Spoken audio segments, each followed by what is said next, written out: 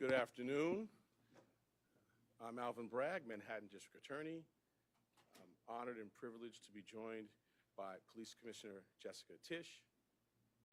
First and foremost, I want to extend my deepest condolences to Mr. Thompson's loved ones and colleagues.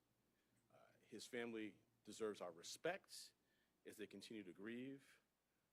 Our work will never be able to undo the fact that a life was lost. We are here to announce that Luigi Mangione, the defendant, is charged with 1 count of murder in the first degree and 2 counts of murder in the second degree, including 1 count of murder in the second degree as an act of terrorism for the brazen, targeted, and premeditated shooting of Brian Thompson, who, as you know, was the CEO of United Healthcare. This case was made possible by the collaborative efforts of the phenomenal public servants you see before you today, and so many others who are not here. I'm honored to lead the Manhattan District Attorney's Office and privileged to serve alongside Assistant District Attorneys Joel Seidman, Kristen Bailey, and Zachary Kaplan, who were working from the outset, hand in hand, with the greatest police department in the world. The chief of our trial division, Lisa Del Pizzo, and the deputy chief, Chris Prefos, provided sage oversight and direction. And I want to acknowledge our high technology analysis unit. There was a lot to be processed here. Steve Moran, in particular, who heads that, and Marco Popic. We are privileged here at the DA's office to work every day with the phenomenal public servants at the NYPD. It has been a distinct pleasure to work besides Commissioner Tisch, an exemplary partner, and Chief of Detectives Joseph Kinney. Almost every day we're in touch, and his leadership is second to none. And then Deputy Commissioner Rebecca Weiner, who, as I tell her, there are a lot of challenging things happening in the world, and I sleep better at night knowing that she is the Deputy Commissioner in charge of terrorism. The detectives on this, out doing the courageous frontline work, Detective Oscar Diaz, Detective Curcio, exemplary, the finest. It wasn't just those of us here in New York. I want to acknowledge the great work of our partners in Altoona, the Altoona Police Department, the Blair County District Attorney's Office, the governors of New York and Pennsylvania, the FBI, and of course, the brave members of the public who answered the call when our great commissioner put out the call for their assistance. This was a frightening, well-planned, targeted murder that was intended to cause shock and attention and intimidation.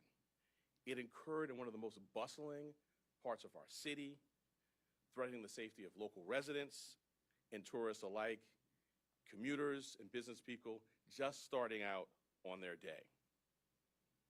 Let me say a bit more about the charges. They include 1 count of murder in the first degree as a killing in furtherance of terrorism, 2 counts of murder in the second degree, 1 charging that the killing was done. The maximum penalty possible for murder in the first degree and murder in the second degree as an act of terrorism is life without parole. The maximum penalty for murder in the second degree is 25 years to life. There are additional counts as well. A number of criminal possession of weapon charges, 2 counts in the second degree, 4 counts in the third degree, 1 count in the fourth degree, and a count of criminal possession of a forged instrument in the second degree. Let me tell you a bit about the facts. On November 24th, we allege that the defendant arrived in New York City to murder Brian Thompson.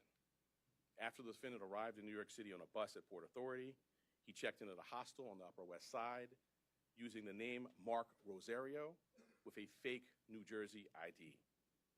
On the morning of December 4th, the defendant left the hostel just after 5:30 a.m. and traveled to Midtown. For nearly an hour, we allege the defendant waited in the area near the Hilton Hotel, waiting for Mr. Thompson to appear. From 6:38 a.m. to 6:44 a.m., the defendant stood across from the entrance of the hotel on West 54th Street. When he saw Mr. Thompson, he crossed the street and approached him from behind. We allege he then took out a 9mm 3D printed ghost gun, equipped with a 3D printed suppressor, and shot him once in the back and once in the leg. The defendant then fled northeast on 54th Street and took an e-bike uptown before getting into a taxi that took him to West 178th Street and Amsterdam Avenue. On December 9th, the defendant was spotted at McDonald's in Altoona, Pennsylvania. The local police were notified, he was arrested, and he was found with a 9mm handgun, a suppressor, 2 ammunition magazines, and the same fake New Jersey ID he used at the hostel. I want to say a word about ghost guns. These weapons are increasingly proliferating throughout New York City and the entire country. Involving technology will only make this problem worse. Last year, over 80 ghost guns and ghost gun parts were recovered in Manhattan alone. The NYPD and the Manhattan DA's office have been leading in the interdiction of these ghost guns. And one thing I want to make clear, they're unserialized, they can be printed out, but as this case tragically makes clear, they are just as deadly as traditional firearms. This will remain a priority for us here in Manhattan. Finally, I know there have been questions about the extradition process. The latest that I can offer you is that the defendant is currently scheduled to appear in court in Pennsylvania on Thursday morning, first for a preliminary hearing on his Pennsylvania charges. Immediately to follow that will be an extradition hearing. We have indications that the defendant may waive that hearing, in which case he'd be brought to New York forthwith. In any event, we have been preparing on parallel paths, and before the hearing, we'll send to the governor of the state of New York. I now want to turn over to our great commissioner, and when I do so, I wanted to thank her for her partnership, not only on this matter, but on all we do every day together. Thank you.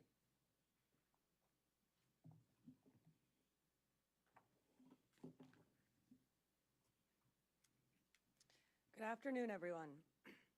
The unsealing of today's indictment brings us one step closer to securing justice for Brian Thompson and his family and affirming the primacy of the rule of law in the city of New York.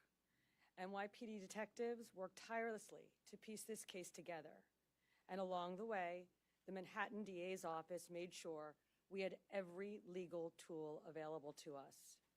Whether quickly providing subpoenas to assist with our evidence collection, or traveling with us to Altoona, Pennsylvania last week after the apprehension, our partnership made this a successful investigation. So I'd like to thank District Attorney Bragg and his team for their work in bringing this case forward. Part of that work included the relentless collection and analysis of surveillance video by our detectives, which ultimately produced a clear image of our suspect. That image was shared far and wide through the media, and thanks to an observant McDonald's customer and the employee who alerted the police, Mr. Mangione was quickly brought into custody. This outcome is why we always emphasize the critical role of the public in our public safety mission. So again, I want to thank everyone who saw something, said something, and did something. That is why we have a suspect in custody today. As DA Bragg said, Luigi Mangione is now formally charged and indicted for murder. And let me be perfectly clear. In the nearly 2 weeks since Mr. Thompson's killing, we have seen a shocking and appalling celebration of cold-blooded murder. Social media has erupted with praise for this cowardly attack. People ghoulishly plastered posters threatening the other CEOs, with an X over Mr. Thompson's picture, as though he was some sort of a sick trophy. Yesterday, the New York Post reported that some extreme activists were circulating a deck of cards with other most wanted CEOs to be targeted for assassination. These are the threats of a lawless, violent mob who would trade in their own vigilantism for the rule of law that protects us all. Let me say this plainly. There is no heroism in what Mangione did. This was a senseless act of violence. It was a cold and calculated crime that stole a life and put New Yorkers at risk. We don't celebrate murders, and we don't lionize the killing of anyone. And any attempt to rationalize this is vile, reckless, and offensive to our deeply held principles of justice. Now, as we await the extradition process in Pennsylvania to complete, we continue our public track. The NYPD remains committed to tracking down and removing these untraceable weapons from our streets. And we will do that work hand in hand with District Attorney Bragg here in Manhattan and in every other borough to ensure that those who possess, distribute, and use these weapons are held fully accountable. Finally, I want to again thank every member of the NYPD, uniform and civilian, working on this case, led, of course, by our great Chief Kenny, whether in Midtown North Squad, Homicide, Crime Scene Unit, Intelligence Bureau, and everywhere else. All of you contributed to today's indictment, and you've brought the Thompson family one step closer to justice in this case. Thank you.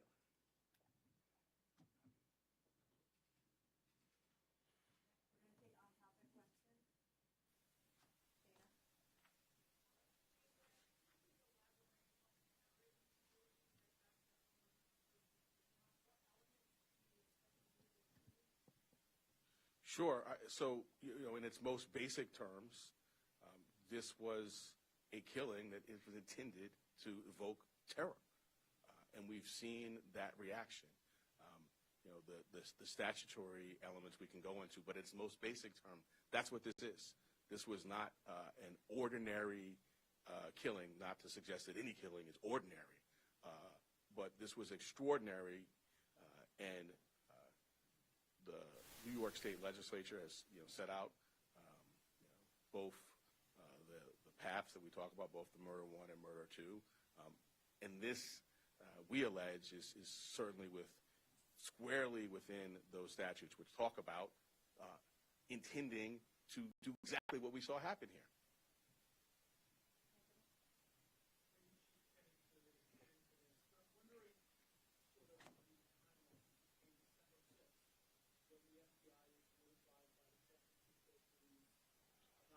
This missing person that was called in from Luigi's mother, from the time that they contacted you about this. Were you aware of this when he was arrested, or is this something that was still being processed at the time? And what did his mother say? So the original missing report took place back in November 18th in San Francisco. The sergeant that was involved in that case reached out to the San Francisco field office and said, hey, basically, I'm working on a missing case. I saw the photograph that was distributed by the NYPD. There bears a resemblance. That tip was forwarded to us close to 45 hours after the incident took place. It showed up to a TFO, which is a task force officer. We have NYPD officers embedded with the FBI. They received that tip. It was one of 4 tips that they had received that day, and they were vetting it. Part of that vetting process was that they reached out to Mangione's mother in San Francisco very late on the 7th. They had a conversation where she didn't indicate that it was her son in the photograph, but she said it might be something that she could see him doing. So that information was going to be passed along to the detectives the next morning, but fortunately we apprehended it before that we could act on that. Adam? The commissioner has talked about how the defendant's been lionized and celebrated. I'm wondering how concerned you are about a potential jury knowing that someone on that jury would be someone who would lionize and celebrate him. Well, I want to echo the commissioner's words, concerns, which I think were put forth beautifully. And we see a lot in these jobs. I meet with the families of homicide victims, and I just can't wrap my head around the notion that someone is celebrating this. To your specific question, we're at the beginning of a litigation now with our charge. We have a phenomenal trial team in place, led by ADA Joel Seidman, who has been in this office for more than 40 years and handled some very challenging matters. We have a voir dire process in place. I have faith in our jury system to select 12 people who can be fair and impartial, but we'll move forward, and that's something well down the road, but we'll be ready when that time comes. Two questions, if possible. One will be about Mr. Thompson's family. But the first, I want just maybe to explain more to viewers how you come to the conclusion that this is an act of terrorism. I think that's an important part of this. And so I'm hoping maybe you can explain that a little more and just sort of define maybe the statute here a little bit. Sure, and my point, I mean, the statute talks about attempts to influence or coerce a civilian population. The statute talks about intending to influence a policy of government, and it talks about seeking to put forth things sort of similar to that by murder. So the statute, plain language of the statute is clear. Obviously, we've charged it, the grand jury has voted on it, and we intend to go forward and prove it. But I think it does help to take a step back and think about the proof in the case, some of the writings. I'm not going to get into too much of that, but and the actual reaction. In the middle of Midtown, the beginning of a busy day, tourists, commuters, business people, the intent was to sow terror. And if I could just, on Mr. Thompson's family, sadly, as you say, not a lot of focus has been given to Mr. Thompson or his family. And I'm wondering if the victim services folks or any of the folks in your office have been talking to them and what that's been like, and if there's anything you can say about that. I'm not going to talk about communications with the family other than to say that we have a robust survivor services staff here that is second to none. But I would not talk about communications with any family. I don't think it'd be appropriate. But I appreciate your concern. Well, it's just because, like you're saying, there's been so much focus on the suspect here. And, it's quite different than what we normally see. I echo what the commissioner said, and the sentiment of your question, my heart goes out to. This is a significant piece of what we do here, is we center the trauma of survivors and victims and their families. A significant piece of what I do is sit across the table and look people in the eye, and when appropriate, if they want to, offer a hug. And we have dedicated advocates and counselors and great staff that focuses on that. So I agree completely with you, and I wish that that's where the public's focus was exclusively. That's where it should be. That's where it is here, in addition to obviously the facts and the law and the case. But because of respect for where your question is coming from, I'm not going to get into that. Thank you. For the commissioner, given the celebration of the years described, I'm wondering if the NYPD is shifting any of its practices or even on different places than you were before? Yes, absolutely, and we've seen a real increase, sustained increase since December 4th in concern, not just from CEOs, but from corporations broadly. And so going back to the DA's point, the intent to intimidate or coerce a civilian population, which is, of course, at the root of our state terrorism statute, is very much borne out in this reaction. And for good reason. We've had a torrent of online threats. We've had real-world activity that the police commissioner flagged, which is abhorrent, and it causes concern. So we have done a lot to work with corporate security partners with whom we partner on a daily basis in this city, at the city level, at the state level, trying to make sure that everybody has the best practices that they need, that they know where to flag not just general ambient concerns, but specific threats that they might be receiving that a few weeks ago they might have written off as just noise in the online environment, that they now take seriously. So these are ongoing conversations that we have, and thanks to all the work that we do together every day, we're quite confident that concerns and threats are going to be appropriately directed our way.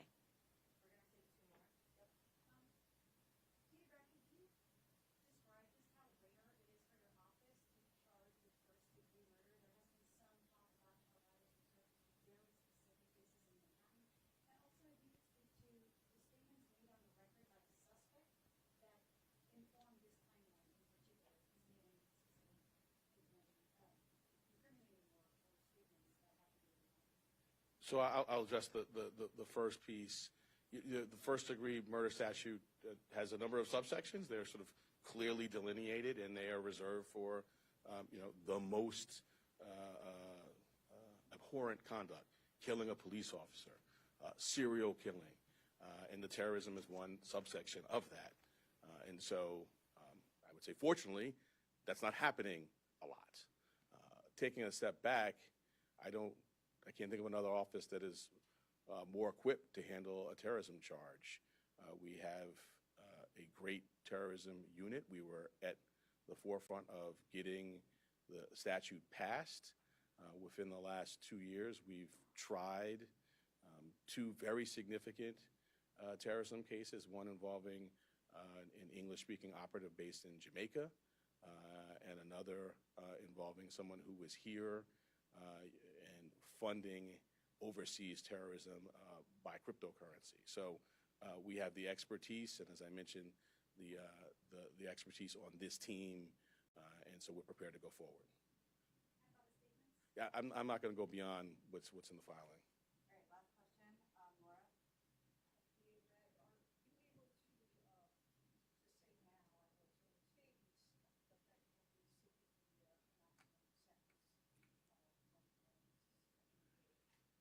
So as a matter of practice, I don't talk about sentencing outside of court as a first matter, and certainly not at the initial stages of a matter. But I think you can tell the seriousness with which we take this matter by the way in which it's charged. The murder in the second degree actually has a mandatory life without parole sentence, no discretion for the judge at all. So that's the maximum there. But I'm not going to go beyond that. We will first get the defendant to New York. We will have him arraigned. We will be before our judge. We will engage in pretrial litigation. If there's a trial, we're ably equipped to do that. And then we will proceed to sentencing, at which point we'll make our arguments in court. Thank you all so much. I was taking your book.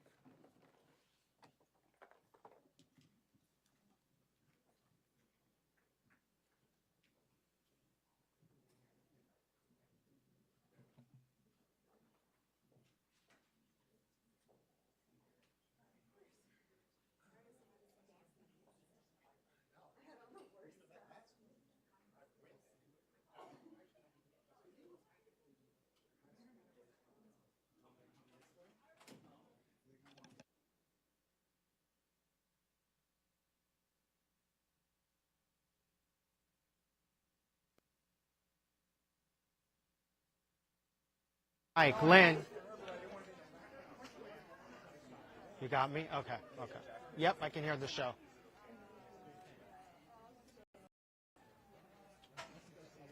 Okay.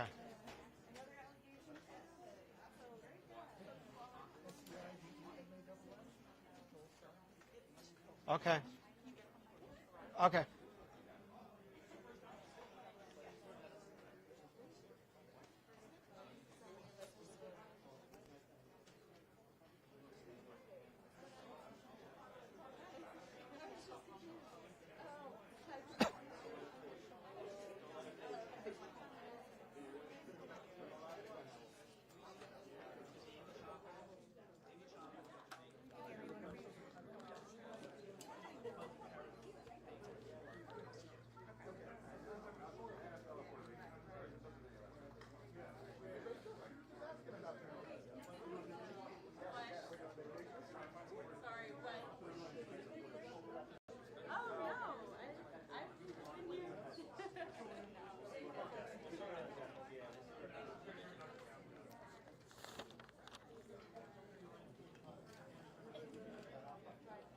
Okay.